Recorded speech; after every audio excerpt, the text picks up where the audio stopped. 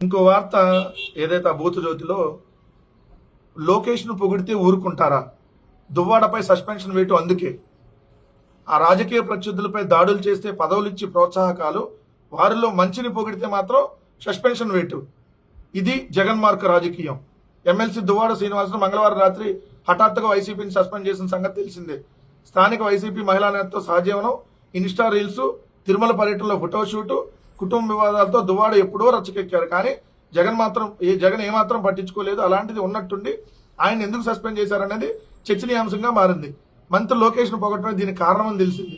ఒక ఇంటర్వ్యూలో దువ్వాడ శ్రీనివాస్ మాధురి పాల్గొన్నారు. బాలయ్య తర్వాత స్వీటెస్ట్ పర్సన్ ఎవరని అడిగిన ప్రశ్నకు లోకేష్ అని ఇద్దరు ఏకాలంలో చెప్పారు. లోకేష్ తెలివైన వాడని, ముఖ్యమంత్రి పదవి ఇస్తే అభివృద్ధి చేస్తారని, యువకుడని కొనియాడారు.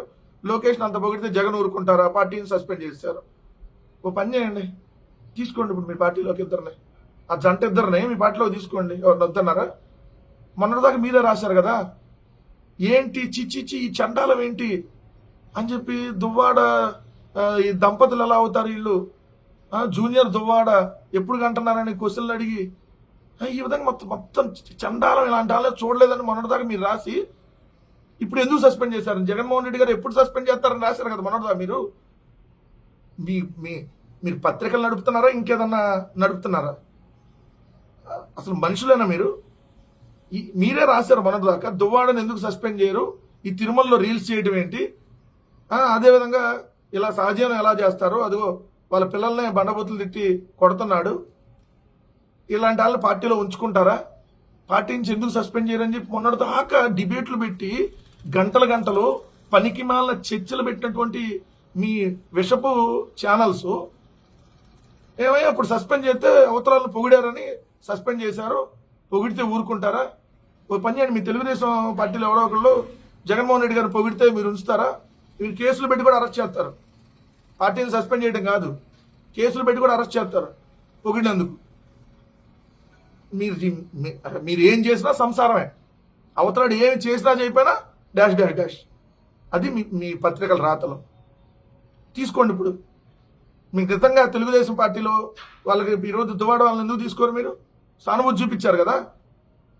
మొన్నటిదాకా చండాలం, అసలు ఏంటి రీల్స్ ఏంటి, ఓ ప్రజాప్రతినిధి అలా వ్యవహరించవచ్చా, లైవ్లో ముద్దులేంటి, ఇవన్నీ మీరే కదా ప్రచారం చేసి, మీరే కదా చర్చలు పెట్టింది,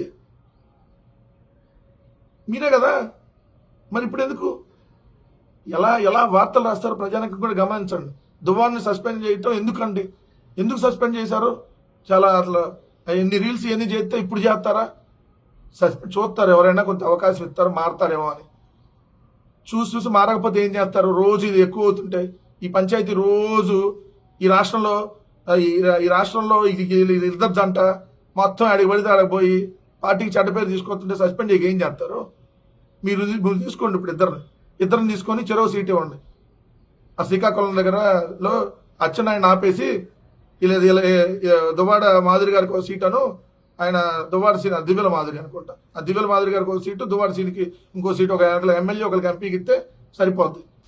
ఇంకొక వార్త అమరావతి గురించి. అమరావతిలో 1,00,000 కోట్ల రూపాయల పనులకి శంకుస్థాపన చేయనున్న మోడీ.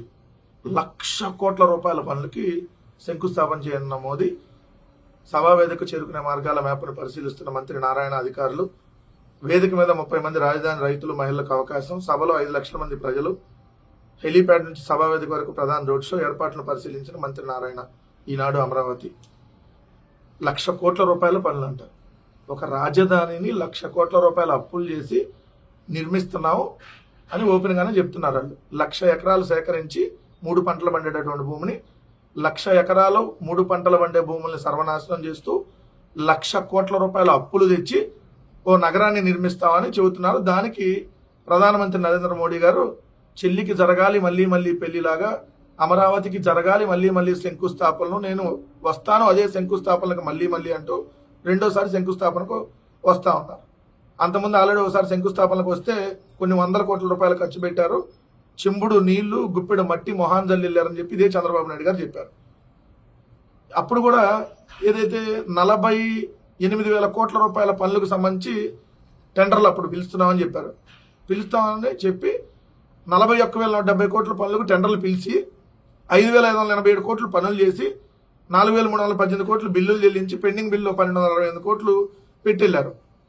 అదే పనులకి 48,000 కోట్ల పనులకి మొన్న 78,000 కోట్లకి టెండర్లని చెప్పారు. అంటే దాదాపుగా రెట్టింపు చేశారు.